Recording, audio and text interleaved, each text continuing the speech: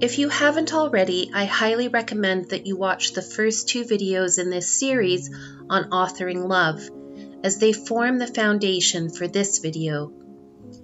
As in those first 2 videos, there will be provocative imagery in this one. And I'd like to remind you again that the subject of authoring love is vast, so this exploration will take time. In today's video, we'll be examining the importance of context when it comes to creating a great love scene. In the first 2 videos, I discussed what I'm calling musehood. I singled out some figures that would fit into the accepted modern definition of a muse, and then I posed setting, image, and language in and of themselves as viable muses or inspirational entities if you weren't comfortable calling them muses. And while we will be returning to muses in future videos, for now we're going to set them aside and look at another vital concept, that of context, the situations and events in which the character lovers manifest their love. If you'll recall, in the previous video, I shared a love scene between 2 lovers in an abandoned cathedral. In that love scene, I personified the cathedral and I cathedralized the lovers to flood their tryst with a number of different meanings. I gave the scene the context of memory to create poignancy and nostalgia. And then, at the end, I added a surprise twist, a new second context, the context of infidelity and betrayal.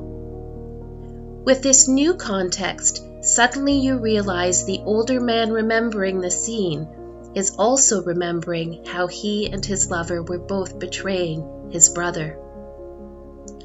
The love scene is now entrenched in 2 layers of context, memory and then betrayal. But we can go further than 2 layers of context, especially in a story. So I'm going to present 3 possible scenarios for the 3rd contextual layer. In the first of these 3rd contexts, the man remembering is a priest, a fitting person for the setting of a cathedral. By making him a priest, I can introduce a whole other level of betrayal, because not only is he betraying his brother, but he is also betraying his promise of celibacy to the church and his covenant with God. He is a man at war with himself, torn between his love for God and his love for a woman, but not just any woman, a woman married to his own brother. In the next potential context, the man remembering is a man who has been in prison for many years. His memories and his hallucinations of the time he shared with his lover have kept him going. And now, in his old age, he is free, only to discover the woman he loved has gone. In the final possible context, the female lover is suffered and her husband is cruel. As a reader, you find yourself wanting her to be with her brother-in-law in the cathedral. You long for her to be happy, even if it means she's being unfaithful.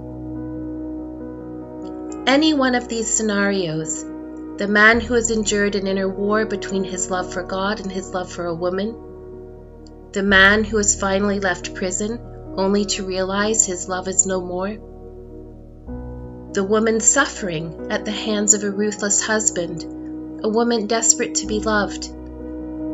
All of these scenes inject the remembered love scene with excitement, risk, despair, danger, passion, and any number of intense emotions. But it's more than that. These 3 contexts evoke our empathy for the lovers. The character lovers' specifics tie into the collective, the universal feelings most of us have. Moments when we are at war with ourselves, caught between 2 opposing convictions. times when we have felt trapped, imprisoned, like there's no way out. The experience at having been on the receiving end of cruelty, and it doesn't have to be at the hands of another person. It can be from the hands of time, the punches thrown by life, and from the harm we so often cause ourselves. The specific context given the love scene don't have to be our specific context in order for us to understand and empathize with them. It's the general human conditions they represent that bring us into the characters and fuel our vested interest in them. Sheerly by being human, and by having endured feelings of inner conflict, entrapment, and trauma, most of us can relate to this longing to escape, to be free and enraptured. The general understanding of yearning for freedom, euphoria, and release enables us to identify with the specific scenario in the love story and the love scene. And this isn't just from the perspective of the reader. It's also from the perspective of the writer. The writer's well of human emotion doesn't need to hail from the specific circumstances of the character lovers. Pain is pain is pain. Longing is longing is longing. And when the writer cradles and infuses the character's specific situation with the general emotion intensified, well, that emotion by osmosis becomes specific to the characters. And when the reader picks up the story and reads that specific situation saturated with emotion and feeling, the reader receives that emotion and can apply it to their own personal situations and can feel the impact. So what does any of this have to do with the psychology of authoring love?